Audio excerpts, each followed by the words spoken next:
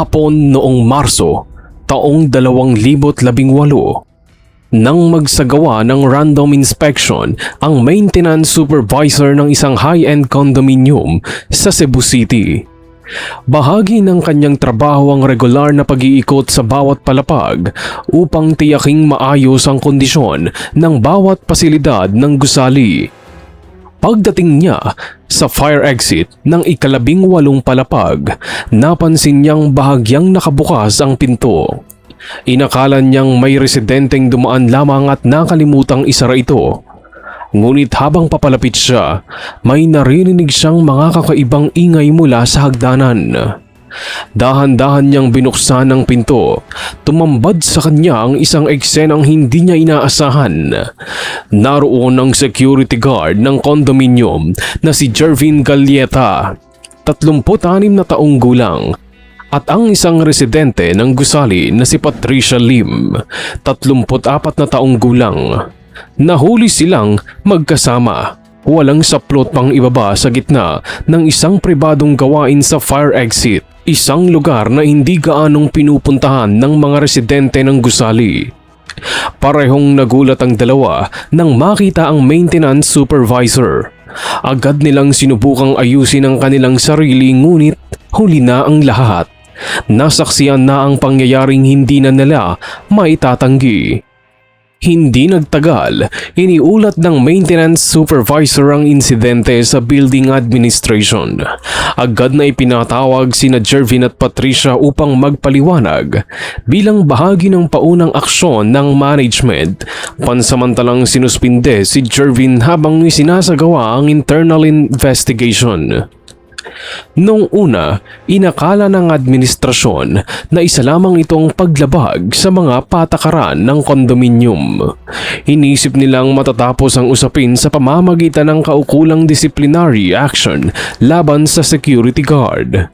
Ngunit habang nagsisimula silang magsuri ng mga CCTV footage at iba pang record ng gusali, napansin nilang may iba pang mga nakakagulat na pangyayari. Hindi pala ito isang beses lamang. May mga pagkakataong madalas makita si Jervin na nakikipagkita kay Patricia sa iba't ibang bahagi ng condominium na hindi matao. At habang mas marami pang footage ang kanilang sinusuri, may isa pang babae ang paulit-ulit na nakikitang kasama ng security guard. Doon nagsimulang mabuo ang hinala na may mas malalim na kwento sa likod ng insidenteng natuklasan sa fire exit. Hindi pa alam ng management na ang simpleng random inspection ay magbubunyag ng isang panlilinlang na matagal nang nangyari sa loob ng kanilang gusali. Isang lihim na hindi lamang magsasangkot kina Jervin at Patricia, kundi maging sa isa pang residente at sa sariling pamilya ng gwardya. Bago naging sentro ng iskandalo sa condominium, simple lamang ang buhay ni Jervin Galieta. Tubong Negros Occidental siya at high school lamang ang natapos dahil maaga siyang namulat sa hirap ng buhay. Bata pa lamang ay nagtatrabaho na siya upang matulungan ang kanyang pamilya. Sa edad na 19, nagkaroon siya ng unang anak sa isang babae. Ngunit hindi nagtagal ang kanilang pagsasama dahil sa kakulangan ng kanyang kita at kawalan ng potensyal. Iniwan siya ng babae kasama ang kanyang anak. Gayunpaman, nakakilala siya ng bagong babae na kanyang niligawan at nakatuluyan. Noong 2010, nagpakasal siya kay Liza Morente. Nagkaroon sila ng 2 anak at sinubukang bumuo ng maayos na pamilya. Namasukan naman si Jervin sa iba't ibang trabaho, ngunit hindi naging sapat ang kanyang kinikita upang matustusan ang kanilang pangangailangan. Nagpalipat-lipat sila ng tirahan dahil sa hindi nila kayang bayaran ang mga naunang inuupahan. Dahil dito nagpasya siyang umalis ng negosyo at makipagsapalaran sa Cebu. Pumasok siya sa isang security agency at kalaunan ay naitalaga bilang security guard sa isang kilalang condominium. Sa unang mga taon ng kanyang trabaho, naging maganda ang reputasyon ni Jervin. Magalang siya sa mga residente, magiliw sa mga bisita at hindi kailanman nakakatanggap ng reklamo. Madalas siyang magbukas ng pinto, tumulong sa pagbubuhat ng mga gamit at magbigay ng direksyon sa mga bagong dating sa gusali. Dahil sa kanyang ugali, mabilis siyang nakilala ng maraming residente. Madalas din siyang mapansin ng ilang kababaihan sa kondominium dahil sa kanyang maayos na pangangatawan at kakisikan. Kapag binibiro siya ng mga residente, lalo na ng matatandang babae tungkol sa kanyang itsura, ngiti lamang ang kanyang nagiging tugon. Para sa building administration, isa siyang empleyadong maaasahan. Para naman sa mga residente, isa siyang maaasahang gwardya. Ngunit sa likod ng maayos niyang imahe, unti-unti nang nabubuo ang isang lihim na wala ni isa sa kanila ang nakapansin. Habang tumatagal ang pananatili ni Jervin Galleta sa condominium, mas marami siyang nakikilalang residente. Isa sa mga madalas niyang makita ay si Patricia Lim, 34 na taong gulang. Isang negosyante na nakatira sa ika-18 palapag. Nagsimula ang kanilang pagkakakilala sa mga simpleng pagbati tuwing umaga. Madalas tulungan ni Jervin si Patricia sa pagbubuhat ng mga grocery at pagdadala ng mga package hanggang sa elevator. Kalaunan naging madalas na rin ang kanilang pag-uusap tungkol sa trabaho at personal na buhay. Sa mga kwentong iyon, ipinakilala ni Jervin ang sarili bilang isang binatang nagsusumikap lamang sa buhay. Sinabi niyang wala na siyang mga magulang at wala ring sariling pamilya. Kaya naman dahil dito ay naawa at humanga si Patricia sa kanyang kasipagan. Habang lumalalim ang kanilang samahan, may isa pang residenteng naging malapit kay Jervin, si Andrea Velasco, isang unit worker na nakatira sa ika-21 palapag. Katulad ng ginagawa niya kay Patricia, naging maalalahanin din si Jervin kay Andrea. Tuwing umuwi ito mula sa trabaho, agad niyang binubuksan ang pinto ng lobby, tinutulungan sa mga dalang gamit at sinisigurong ligtas itong makakarating sa kanyang unit. Hindi nagtagal, naging personal na rin ang kanilang pag-uusap. Unti-unting napaibig ni Jervin ang dalawang babae. Pareho niyang sinabi na wala siyang asawa at ang tanging pangarap niya ay magkaroon ng maayos na pamilya balang araw. Dahil sa kanyang mga kwento at pagpapakita ng pagiging responsable, naniwala ang dalawang babae na seryoso siya sa kanila. Upang hindi magkahinalaan, maingat na pinaghihiwalay ni Jervin ang kanyang oras.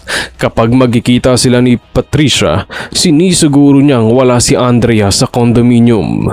Kapag si Andrea naman ang kanyang kasama, gumagawa siya ng dahilan upang hindi siya makausap ni Patricia.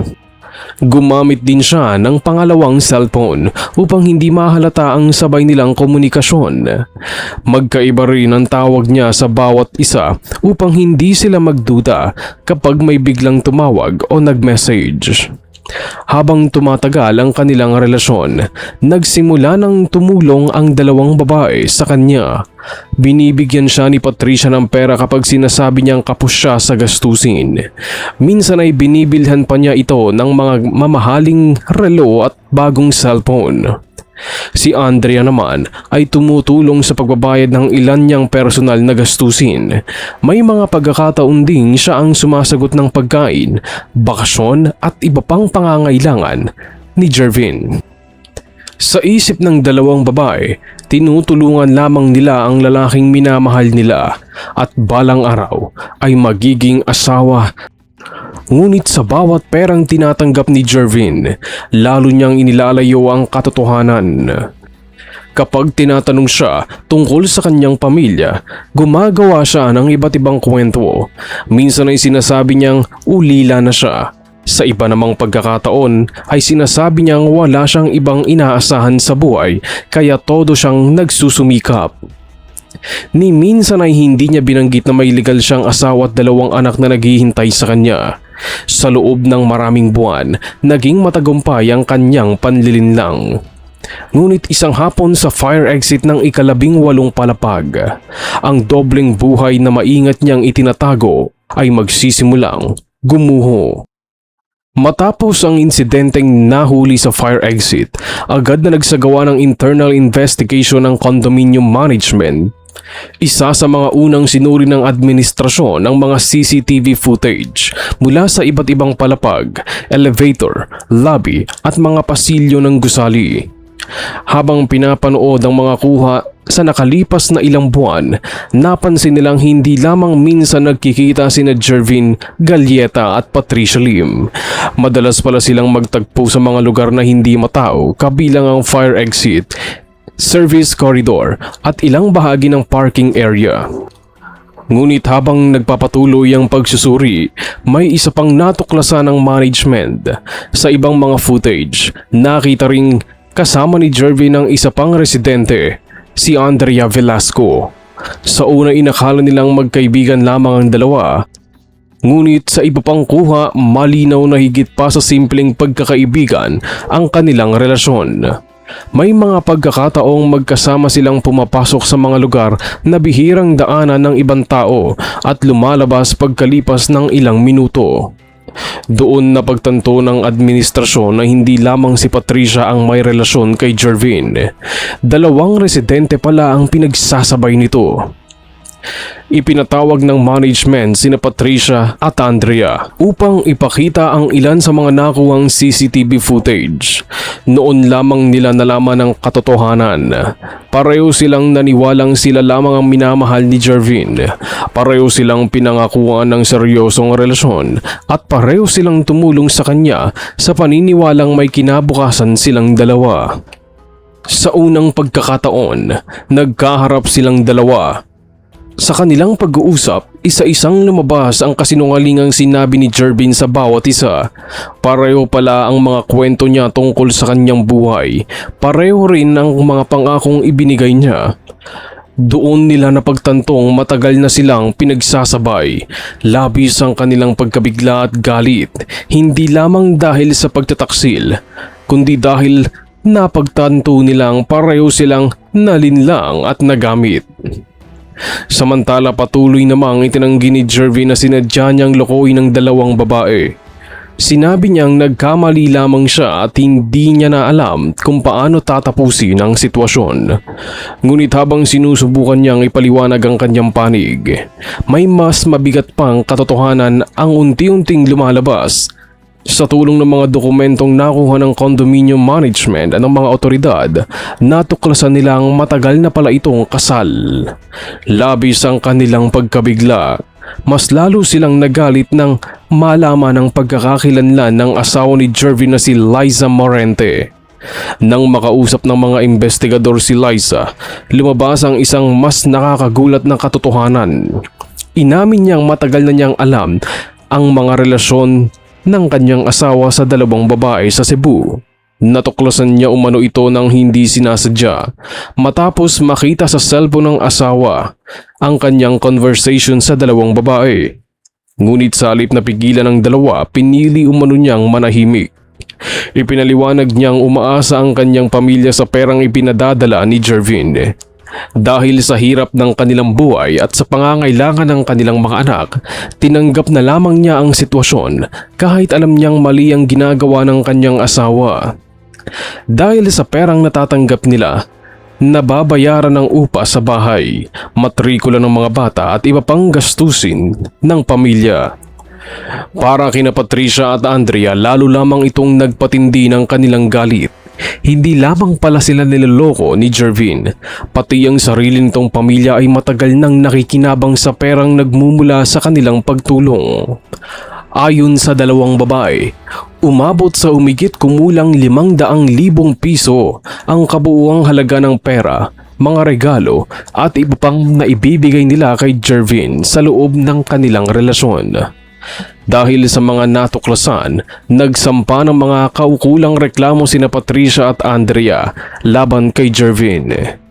Hiniling din nilang maibalik ang pera at mga mamahaling gamit na ibinigay nila sa kanya dahil nakuha umano ang mga ito sa pamamagitan ng panlilinlang. Sa mga sumunod na buwan, umusad ang mga kasong isinampa laban kay Jervin Galleta. Sa paglilitis, isa-isang iniharap ang mga ebidensya kabilang ang mga CCTV footage, mga mensahe sa cellphone, mga resibo ng perang ibinigay sa kanya at ang mga testimonya ni Patricia Lim at Andrea Velasco. Napatunayan sa hukuman na matagal niyang itinago ang katotohanang may legal siyang asawa at mga anak habang pinaniniwala ang dalawa na sila ang kanyang magiging kabiyak. Dahil sa mga kasinungalingang yon, nakumbinsi niya silang magbigay ng malaking halaga ng pera at iba pang mamahaling regalo. Matapos ang paglilitis, napatunayang nagkasala si Jervin at sa mga kasong isinampa laban sa kanya ay ipinataw ang kaukulang parusa na pagkakakulong sa loob ng 12 taon. Tuluyan din siyang naalis sa serbisyo bilang security guard at isinama sa blacklist ng kanyang security agency dahilan upang hindi na siya muling makapagtrabaho bilang gwardiya. Samantala, unti-unti namang nakabangon sina Patricia at Andrea, bagamat hindi na nila naibalik ang lahat ng kanilang nawala. Pinili nilang magsimula muli at iwan ang masakit na karanasan. Naging malaking usapin ang kaso sa loob ng kondominium. Bilang tugon, naghigpit ang pamunuan ng gusali sa mga patakaran tungkol sa ugnayan ng mga empleyado at residente. Pinalawak din ang paggamit ng CCTV sa mga common area at mas naging maigpit ang pagbabantay sa mga lugar tulad ng fire exit at service corridors. Para naman sa maraming residente, nagsilbing babala ang nangyari. Ipinakita ng kaso na hindi sapat ang mabuting pakikitungo at magandang imahe upang lubos na makilala ang isang tao. Mahalaga pa ring alamin ang katotohanan bago ibigay ang buong tiwala, lalo na kung may kasamang pera at personal na relasyon. Sa huli, pinakita ng kasong ito na ang panlilinlang ay maaaring magbigay ng pansamantalang pakinabang. Ngunit habang tumatagal ang kasinungalingan ay unti-unting nabubunyag. At kapag dumating ang oras ng katotohanan, hindi lamang reputasyon ang nawawala, kundi pati pamilya, trabaho at tiwala, maging ang kinabukasang minsang pinaghirapan.